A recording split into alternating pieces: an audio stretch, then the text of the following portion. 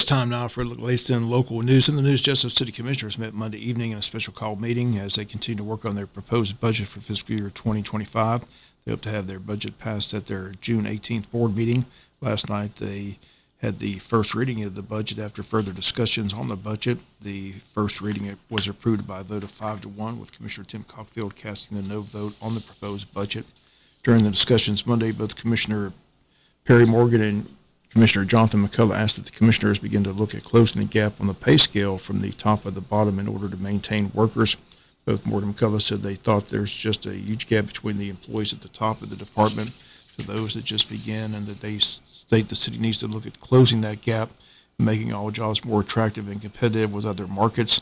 Another topic that was brought up in City Commissioner Mike Deal says it should be the headline of the budget. That is, that they are looking after their retired employees, looking to increase those benefits. That's in this proposed budget. Dill says that should be the headline. He says it's the most important part of this budget. The entire budget is around $11 million. Once again, they hope to have the second reading and approval at their June 18th meeting. First reading again approved last night on a 5-1 vote, with Commissioner Tim Cockfield voting against. City has set the rates for the pool at Cracker Williams, and the pool is going to open this Saturday from 11 a.m. to 5 p.m. Grand opening will be scheduled later with the Chamber of Commerce. Summer is scheduled Monday through Friday from 1 to 6 p.m. Saturdays from 11 to 5, closed on Sundays. The fee for everyone is $5, but they do stress that kids 13 under must be accompanied by an adult. They're also selling season passes, individual season passes $60, for a couple $85, and family of four $120. Morning hours will be for water aerobics, offered 3 days per week, Tuesday through Thursday, $10 per week. Swimming lessons offered 1 to 4 days a week, Monday through Thursday. Cost of the swimming lessons $30. Pool rentals, 3-hour maximum from 5:30 to 8:30, $275. From 8 to 11, $325. Lifeguard will be on duty and will be paid by those who rent the pool at a rate of $25 an hour for a minimum of 2 hours. You need additional information on the rates, you can contact City Hall at 912-427-1313. Again, the pool will have an opening this Saturday, a grand opening at a later date, when the pool open this Saturday from 11 a.m. to 5 p.m. City of Jesup currently taking applications for a police captain and a fire training captain.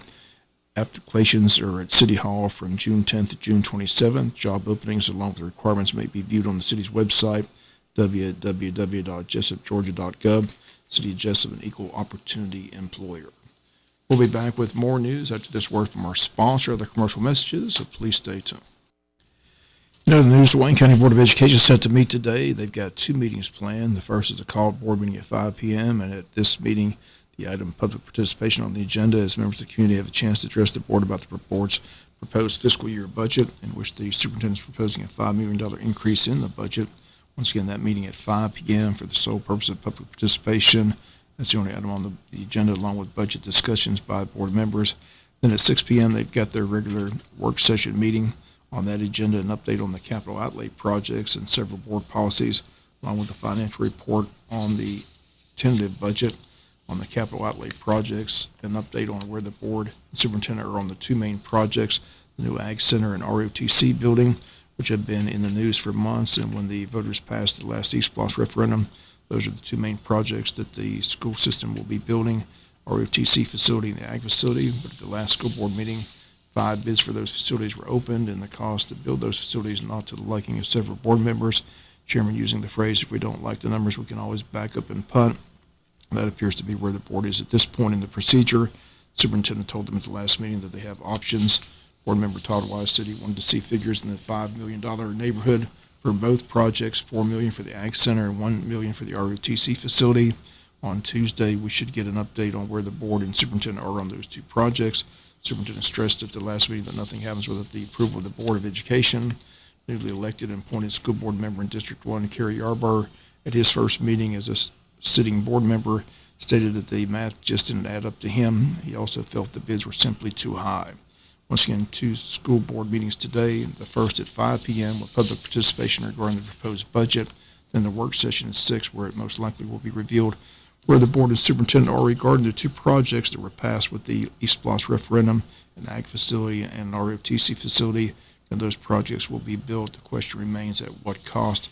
Again, WIFO will be at the meetings today. Have a full report for you tomorrow here on the local news. Also meeting this week, the Wayne County Commissioners have a work session scheduled for Thursday, June 13th, that's set for 1 p.m. On the agenda, Election Board and Fire. Again, that's taking place Thursday at 1 p.m. at the County Commissioners Meeting Room. We'll be back with some final news notes after this word from our sponsor of the commercial messages, so please stay tuned. Final notes and news, again, week 2 of the summer feeding program underway today and Thursday. A reminder, this program runs up until the end of July. Several pickup locations. They are at James E. Bacon Elementary, Odom Elementary, Martha Ross Smith Elementary, Martha Puck Middle School, and the Sam Dreyer Community Center in Scriven, Georgia. Time at each location, 10:30 to 11:30, with the exception of the Sam Dreyer Center in Scriven. That time from 10:30 to 11 a.m. Again, it's a drive-through pickup service. Meals provided for several days. Again, this is taking place every Tuesday and Thursday here in Wayne County during the summer. Community-wide blood drive takes place on Monday, June 17th at the Calvary Baptist Church Gymnasium. Time 1 to 6 p.m. To schedule an appointment, they ask you to contact redcrossblood.org. Website, enter Jesup, where you can call the Red Cross at 1-800-733-2767. Once again, the date, Monday, June 17th for 1 to 6 p.m. at the Calvary Baptist Church Gymnasium. Again, they state these blood drives are very important for the Wayne County community. If you get the chance to give the gift of life upon of blood, I ask you please do so on Monday, the 16th. Chamber of Commerce Annual Legacy Dinner is scheduled for Thursday, June 27th at 6 p.m. at the Barn at Live Oak Ranch on Lanesbridge Road. Semi-formal attire tickets on sale at the Chamber for $75. At the dinner, the announcements and presentations of several special awards. Also, the annual passing of the gavel. Main sponsor for this year's event, Harris Ace Hardware.